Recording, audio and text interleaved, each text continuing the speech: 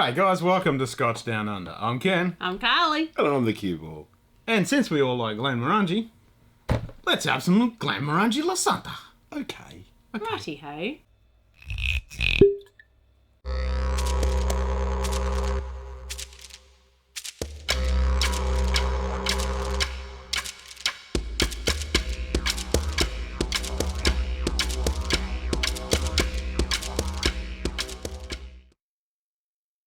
So Glenmorangie Lasanta is similar to most of their base ones that are aged in a couple of years on top of their normal 10-year-old base spirit.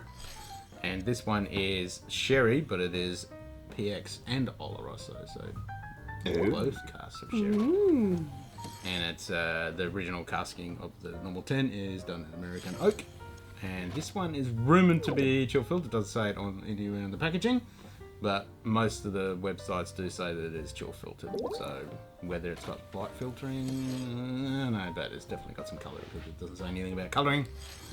And Right. Yeah. Fair enough. So 10 years in American oak, 2 Yep. years in sherry barrels, Yep. into Slap the 'em. bottle for our... Lovely testing. Yes. That works. You haven't had this one before, have you? No. Yeah, you've had this one before. some time ago. Yeah, it's been a while since I've had it. It's pretty staple one, this one. Yeah. Yeah. I was going to say, this is part of their core range. It is part of their core range. Yep. Quinta Rubin, Lasanta, Nectar d'Or, and the 10-year-old. And Like 10, that. yeah. They're their main ones. Yep. So I think this is the new packaging, and it's quite snazzy. It's that red is very. Oh, it's bold. It's very It's very blood, bold. It's blood red. Blood red. Okay. Blood red. Blood red, and it's got some knife and thing. No, God. Come on, these guys always pay a lot of attention to detail. It does look good. It really Is it- stands out on the shelf. And it has its nice little logo embossed on the top of it. Yep, got the Signet on there, and there is a whiskey called the Signet, which we've had before, which is a very nice one. We haven't reviewed it, but we both like had it. Yeah, that is a nice one. It's delicious. Yeah, it's very delicious. Yeah, very nice, striking packaging all the way around, and it certainly stands out on the shelf. I mean, all of their packaging is nice and bright and vibrant, and Yeah. the bottle is the typical anti-fully abby-tabby holdy-bitty. And the bottle shape is the standard, very elegant Glenmorangie shape. Typical. Yeah. They, Yep. They A pretty nice much just do the one lady shape. figure. A nice lady figure, yes. And it's a spicy and rich whiskey. Ooh, spicy. Spicy and rich shape. Yeah.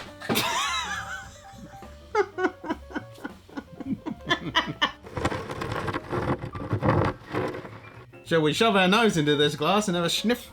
Well, you're Well, slightly... I'll try. Yeah, you're clogged I'll up. try. You're clogged up, and I'm We'll all try. good. So yeah, Let's see if we can actually We'll sniff see it. if you get anything. Wow.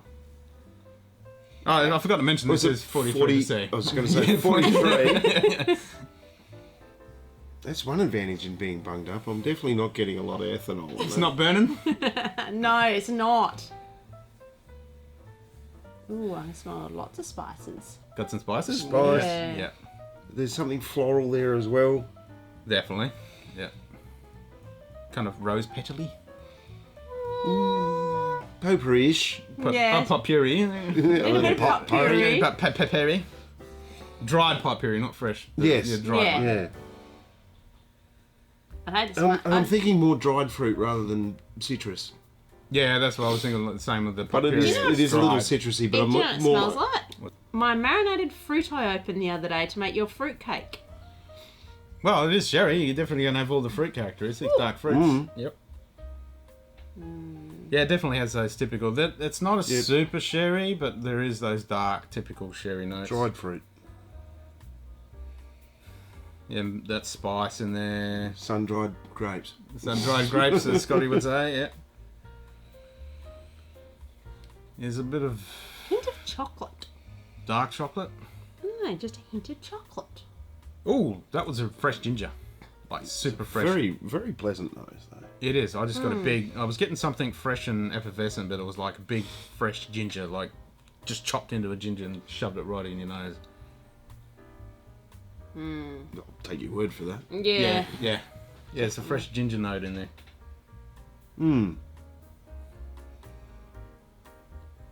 Not bad. There's almost a little zestiness there. I Yeah, think, yeah, so,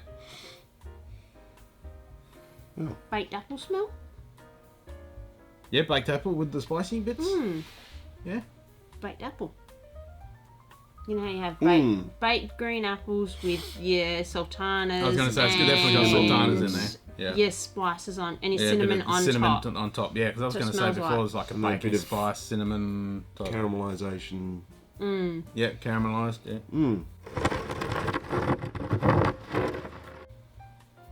Alright. Right. Let's see if this fruit orchard actually tastes like a fruit orchard. See if I can taste anything at all. Well, you I smelled have- something.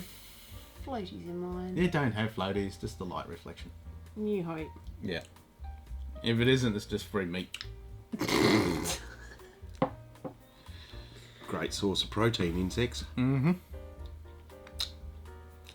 Unlike this.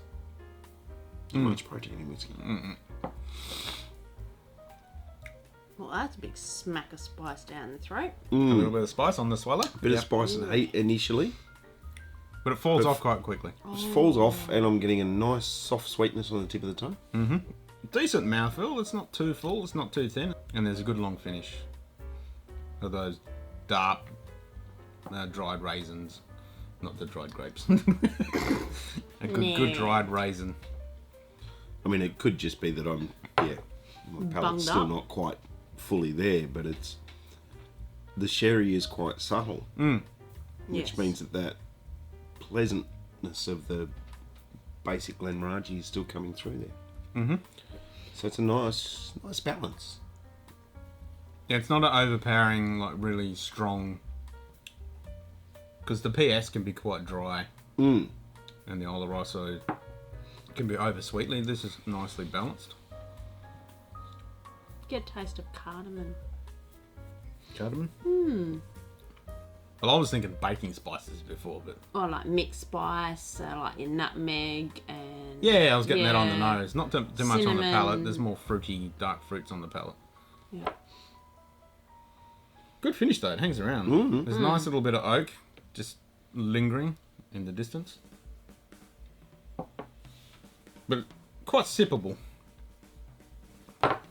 Yeah, very much so. Like it's not like the warmth and stuff. It's not too bad when you let it sit in the mouth and you can get that burst of it when you swallow. But again, like you said, it drops off really quick, and then that soft dark fruit comes back. And Yep. that little bit of caramel. Yep. Yeah, you don't get the when you leave it on the palate. It's quite thick. There's a nice bit of creaminess, and then as you swallow it, you get that little pepper spice in the back. And as I say, it falls away. A little tingle on the side of the tongue. Nice bit of sweetness in the mid palate. On the top of the roof, it hangs around with that little bit of, I would say, gingery sensation of ginger, not the actual That taste of zestiness. yeah, that sprightly zestiness. And then there's a nice little wood finish that just carries through, with sprinkled with raisins on top. What the? Well, they're like finely diced and sprinkled, or just the just- occasional one here just- and there.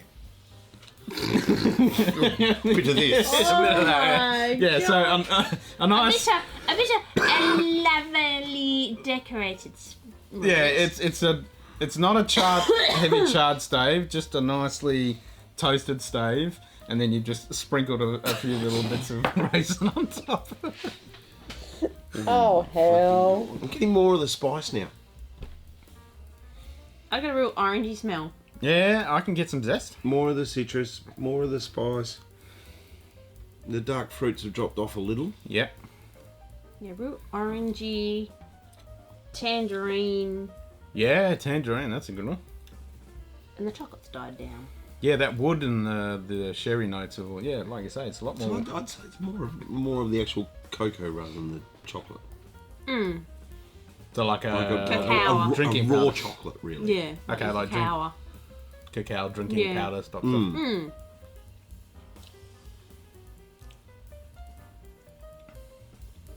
It finishes a lot. It's weaker. I'm not going to Yes. say softer. It's weaker now. Very weak. Oh, It tapers off a it lot just- quicker. the mouthfeel is a lot thinner too. It's very It's just watery. Yeah. disappeared. Yeah. Yeah. So Very much so. don't water it down. No. I definitely agree with that one. I do like the nose with the water though. It's a lot more fresh, and that pot puree smell came through quite strongly as well. But yeah, on the palate, it's a bit thin. Very thin. Too thin. Water just about technically kills it.